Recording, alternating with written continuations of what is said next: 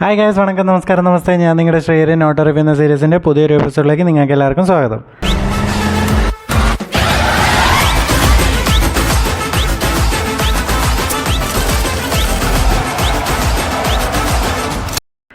So ഇന്ന് നമ്മൾ സംസാരിക്കാൻ പോകുന്നതെന്ന് പറഞ്ഞാൽ ജിതിൻ കെ ജോസ് ഡയറക്റ്റ് ചെയ്ത മമ്മൂക്ക, വിനായകൻ, ജിബിൻ ഗോപിനാഥ്, പിന്നെ if I'm not wrong almost ഒരു 21 ഫീമെയിൽ ആർട്ടിസ്റ്റ്. അതിൽ ശ്രുതി രാമചന്ദ്രനുണ്ട്, രജിഷ വിജയൻ, പിന്നെ ഗായത്രി അരുൺ, അങ്ങനെ കുറേ ഫീമെയിൽ ആർട്ടിസ്റ്റ് ഉള്ളൊരു സിനിമയാണ് ഇത്. എനിക്ക് ഇതിനകത്ത് ഇൻവോൾവ് ആയിട്ടുള്ള ഫീമെയിൽ ആർട്ടിസ്റ്റിനെ പേര് അറിഞ്ഞുകൂടാ. അതിൻ്റെ അർത്ഥം അവർക്ക് ചെറിയ ക്യാരക്ടർ എന്നല്ല. ഇതിൽ അഭിനയിച്ചിരിക്കുന്ന ഓരോ ക്യാരക്ടറും, അതിനി ചെറുതാണെങ്കിലും വലുതാണെങ്കിലും എല്ലാവരും കിഡിലായിട്ട് അഭിനയിച്ചിട്ടുണ്ട്. സിനിമയിലോട്ട് പോകുന്നതിന് മുന്നേ തന്നെ അത് തന്നെ പറയാം. സോ സിനിമ കളങ്കാവൽ, ഇതിൻ്റെ കഥ എന്നോടൊരാൾ ചോദിക്കുക ഇതിൻ്റെ കഥ എന്താണെന്ന് ചോദിച്ചാൽ വളരെ സിമ്പിളായിട്ട് എനിക്ക് പറയാം. കാരണം ഇതൊരു ക്രൈം ത്രില്ലറാണ്. ഇതിന് മുമ്പ് ഇതേപോലത്തെ ഒരുപാട് സിനിമകൾ വന്നിട്ടുണ്ട് എന്നൊക്കെ പറയാമെങ്കിലും എനിക്ക് തോന്നുന്നു ഇതിൻ്റെ ഏറ്റവും എക്സൈറ്റിംഗ് ഫാക്ടർ ഇതിൻ്റെ കാസ്റ്റിംഗ് ആണ്. എനിക്ക് just correct me if I M wrong, but ഒരു ഇൻഡസ്ട്രിയിലും ഒരു ഇത്രയും സ്റ്റാർഡമുള്ള ഒരു ആക്ടർ ഒരു പോയിൻ്റിൽ പുള്ളിയുടെ സ്റ്റാർഡം പീക്കിൽ നിൽക്കുന്ന ഒരു പോയിൻ്റിൽ പുള്ളി ഇതേപോലൊരു ക്യാരക്ടർ ചെയ്യുക എന്ന് പറഞ്ഞാൽ അത് തന്നെയാണ് ഈ സിനിമയുടെ എനിക്ക് തോന്നുന്നു one of the exciting factor.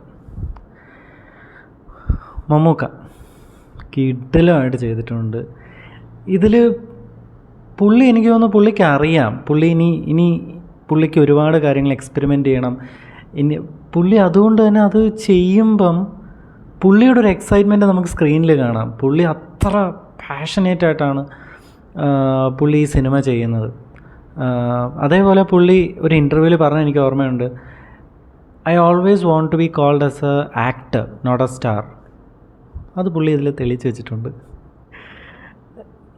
ഈ കളങ്കാവൽ കാണുന്ന സമയത്ത് എനിക്ക് എൻ്റെ മനസ്സിൽ അത് കണ്ടു കഴിഞ്ഞ് കഴിഞ്ഞപ്പോൾ എൻ്റെ മനസ്സിൽ തോന്നിയൊരു കാര്യമാണ്, നമ്മൾ നാളെ ഒരു 5 വർഷം കഴിഞ്ഞിട്ടോ അല്ലെങ്കിൽ ഒരു 10 വർഷം കഴിഞ്ഞിട്ടോ എങ്ങനെയാണ് നിങ്ങളുടെ നടന്മാർ എക്സ്പെരിമെൻ്റ് ചെയ്തതെന്ന്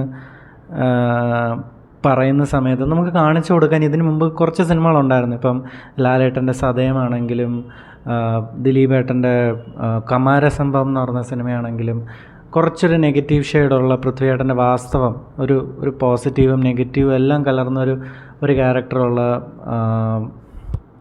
വാസ്തവം, അങ്ങനെ കുറേ ക്യാരക്ടേഴ്സ് നമുക്കുണ്ട്. പക്ഷേ ഈ ഒരു പോയിൻ്റിൽ പുള്ളി ഒരു സൂപ്പർ സ്റ്റാർ അല്ലെങ്കിൽ ഒരു മെഗാ സ്റ്റാർ ആയി നിൽക്കുന്ന സമയത്ത് പുള്ളി ഇങ്ങനെ ഒരു ക്യാരക്ടർ ചെയ്തു എന്ന് പറഞ്ഞാൽ നമുക്ക് അഭിമാനത്തോടെ കാണിച്ചു കൊടുക്കാം.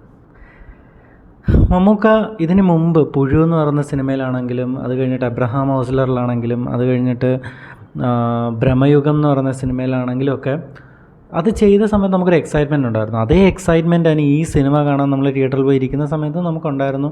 പുള്ളി അത് കിടിലമായിട്ട് ചെയ്തിട്ടുണ്ട്. പുള്ളി കുറേ സീനുണ്ട് എന്ന് പറഞ്ഞാൽ അത് നമ്മൾ പറയാൻ പാടില്ല, അതുകൊണ്ട് ഞാൻ പറയുന്നില്ല.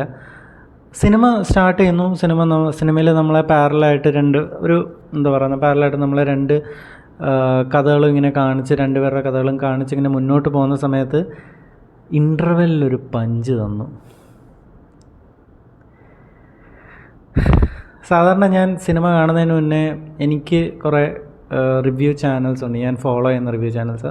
അവരുടെ റിവ്യൂ ഒക്കെ കണ്ടിട്ട് എങ്ങനെയുണ്ട് എന്നൊരു ബേസിക് മൈൻഡിലൊരു ബേസിക് കോൺസെപ്റ്റ് വെച്ചിട്ടായിരിക്കും ഞാൻ ചിലപ്പോൾ പോകുന്നത്. അത് വെച്ചിട്ടായിരിക്കും എനിക്ക് ഇഷ്ടപ്പെട്ടോ ഇല്ല എന്നുള്ളതായിരിക്കും ഞാൻ നിങ്ങളോട് ഷെയർ ചെയ്യുന്നത്. പക്ഷേ ഈ സിനിമയെ സംബന്ധിച്ച് ഞാൻ റിവ്യൂ ഒന്നും കണ്ടില്ല. അപ്പം എനിക്ക് ബേസിക്കായിട്ട് എനിക്കൊരു വേർഡ് ഓഫ് മൗത്ത് കിട്ടി, പടം കൊള്ളാം. അതുകൊണ്ട് മാത്രം ഞാൻ സിനിമയ്ക്ക് പോയി. മേ ബി അതുകൊണ്ടായിരിക്കണം എനിക്ക് ഇൻ്റർവെൽ ആ ഒരു ഹൈ എനിക്ക് കിടിലമായിട്ട് കിട്ടി. അത് കഴിഞ്ഞിട്ട് സിനിമ എങ്ങനെയായിരിക്കും പോകുന്നത്, കാരണം അതുവരെ എനിക്ക് എൻ്റെ മനസ്സിലിങ്ങനെ വന്നൊരു ഒരു സീരീസ് ഉണ്ട് റീസെൻ്റായിട്ട് ഇറങ്ങി. ഞാൻ ഏത് സീരീസ് ആണെന്നൊന്നും പറയുന്നില്ല. സോനാക്ഷി സിൻഹ ഒക്കെ അഭിനയിച്ച ഒരു റീസെൻ്റ് അല്ല, ഒരു ഓൾമോസ്റ്റ് മേ ബി ഒരു 3 or 4 years ആയി കാണും. അതിലിങ്ങനെ ഒരു ക്രൈമിനെ പറ്റി അവർ സംസാരിക്കുന്നുണ്ട്. ആ ക്രൈമാണ് അതിൻ്റെ മെയിൻ ബേസിക് തീം എന്ന് പറയുന്നത്. അപ്പോൾ ഈ സിനിമയിലോട്ട് വരുമ്പം അത് ജസ്റ്റ് എൻ്റെ തോട്ട് മാത്രമായിരുന്നു. കാരണം അത് കഴിഞ്ഞിട്ട് സിനിമ വേറൊരു ട്രാക്കിലോട്ട് കയറി പിന്നെ വേറെ രീതിയിലാണ് സിനിമ മുന്നോട്ട് പോകുന്നത്. ഈ സിനിമയിലോട്ട് വരുമ്പോൾ ഈ സിനിമയുടെ ഇതിവൃത്തം അല്ലെങ്കിൽ ഒരു സിനോപ്സിസ് എന്താണെന്ന് ചോദിച്ചാൽ, ഒരു ഇൻവെസ്റ്റിഗേഷൻ നടക്കുന്ന ഒരു റുട്ടീൻ ഇൻവെസ്റ്റിഗേഷൻ്റെ സമയത്ത് അവർക്കൊരു പോയിൻറ്റിൽ ഒരു ഫാക്റ്റ് അവർ ജസ്റ്റ് ഒന്ന് വെരിഫൈ ചെയ്ത് ഒന്ന് ചെക്ക് ചെയ്ത് വരുമ്പോഴത്തേക്ക് അത് വേറൊരു ക്രൈം സീരീസിൻ്റെ പാർട്ടാകുന്നതും, അത് കഴിഞ്ഞിട്ട് അതിനോട് ചെയിനായി കിടക്കുന്ന ഓരോ ഇൻസിഡൻറ്റും അവർ ചെക്ക് ചെയ്ത് അതിൻ്റെ ബാക്ക്ഗ്രൗണ്ട് ചെക്ക് ചെയ്തപ്പം ഇതൊരു വലിയൊരു ക്രൈം നടക്കുന്നുണ്ട് എന്നുള്ളൊരു ഒരു കാര്യം പോലീസിന് കിട്ടുകയും അതിൻ്റെ പിന്നിലൊരു ക്യാറ്റ് ആൻഡ് മൗസ് ഗെയിം പിന്നെ മുന്നോട്ട് പോകുന്നതും ഒക്കെയാണ് സിനിമ. ഇതിൽ മമ്മൂക്ക കിടിലമായിട്ട് ചെയ്തതുപോലെ തന്നെ വിനായകൻ ചേട്ടനും അടിപൊളിയായിട്ട് ചെയ്തിട്ടുണ്ട്. കാരണം ഇപ്പം മമ്മൂക്ക അവിടെ കിടിലമായിട്ട് തകർക്കുന്ന സമയത്ത് പുള്ളിയായിട്ട് മാച്ച് ചെയ്യണം. അപ്പം അത് വിനായകൻ ചേട്ടൻ നല്ല കാം ആൻഡ് കമ്പോസ്ഡ് ആയിട്ടുള്ളൊരു പോലീസ് ഓഫീസറായിട്ട് കിടിലമായിട്ട് ചെയ്തിട്ടുണ്ട്. സിനിമ എനിക്ക് തോന്നുന്നു 2 മണിക്കൂർ 19 മിനിറ്റാണ്. എനിക്ക് ഒരിടത്തും അങ്ങനെ ബോറടിക്കുകയോ അല്ലെങ്കിൽ ഒരു എൻഗേജിങ് ഫാക്ടർ ഇല്ലാതെ തോന്നുകയോ ചെയ്തില്ല. എനിക്കൊരു എങ്ങനെ കൊണ്ടുപോയി ഒരു അവസാനിപ്പിക്കുക, എങ്ങനെയായിരിക്കും ഇത് അവസാനിക്കുന്നത്, ഇനിയൊരു കൊലപാതകം ഉണ്ടാവും എന്നൊക്കെ നമുക്ക് തോന്നുന്ന രീതിയിലാണ് സിനിമ എനിക്ക് ഫീൽ ചെയ്തത്. എനിക്ക് ഭയങ്കര എൻഗേജിങ് ആയിരുന്നു, എനിക്ക് ഭയങ്കര എൻ്റർടൈനിങ് ആയിരുന്നു. അതിൽ അഭിനയിച്ചിരിക്കുന്ന എല്ലാവരും അത് ഓക്കെ ഇന്ന ക്യാരക്ടർ വേണ്ടായിരുന്നു ഒന്നും നമുക്ക് ഒരിക്കലും തോന്നാത്ത രീതിയിലാണ് ഈ സിനിമ ചെയ്തിരിക്കുന്നത്. എനിക്കിഷ്ടപ്പെട്ടു. തീർച്ചയായിട്ടും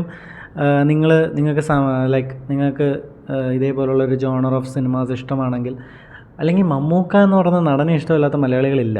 അപ്പം മമ്മൂക്കയുടെ വേറൊരു രൂപം കാണണമെങ്കിൽ നിങ്ങൾക്ക് തീർച്ചയായിട്ടും ഈ സിനിമ തിയേറ്ററിൽ തന്നെ പോയി കാണുക, എന്നിട്ട് എൻജോയ് ചെയ്യുക. സോ ഇത്രയുള്ള ഇന്നത്തെ വീഡിയോ. ആക്ച്വലി ഇത് ഞാൻ വേറൊരു 2 സിനിമയും കൂടി നാളെ കാണുന്നുണ്ട്, അതിൻ്റെ കൂടെ ഒരുമിച്ചിടാമെന്ന് വെച്ചിരുന്നതായിരുന്നു. പക്ഷേ ഞാൻ വിചാരിച്ചു വേണ്ട, ആ ഒരു എക്സൈറ്റ്മെൻറ്റ് ഇപ്പം തന്നെ നിങ്ങളോട് ഷെയർ ചെയ്യാമെന്ന് വിചാരിച്ചിട്ടാണ് ഞാൻ ഇപ്പം തന്നെ ഈ വീഡിയോ ചെയ്യുന്നത്. തീർച്ചയായിട്ടും നിങ്ങൾ ഈ സിനിമ തിയേറ്ററിൽ തന്നെ പോയി കാണുക, തിയേറ്ററിൽ തന്നെ കാണുക. സോ അത്രയുള്ള ഇന്നത്തെ വീഡിയോ. ഈ വീഡിയോ നിങ്ങൾക്ക് ഇഷ്ടപ്പെട്ടെങ്കിൽ തീർച്ചയായിട്ടും ലൈക്ക് ചെയ്യുക. നിങ്ങളുടെ ഫ്രണ്ട്സുകൾക്ക് ഇഷ്ടപ്പെടുമെന്നുണ്ടെങ്കിൽ അവർക്ക് ഷെയർ ചെയ്യുക, അവരെയും കൂടി സബ്സ്ക്രൈബ് ചെയ്യിപ്പിക്കുക. എന്നിട്ട് നമ്മുടെ ഫാമിലി നമുക്ക് എക്സ്പാൻഡ് ചെയ്യണം. ഓക്കെ, സോ അത്രയുള്ള ഇന്നത്തെ വീഡിയോ. അടുത്ത വീഡിയോ ആയിട്ട് കാണുന്നവരെ ബൈ.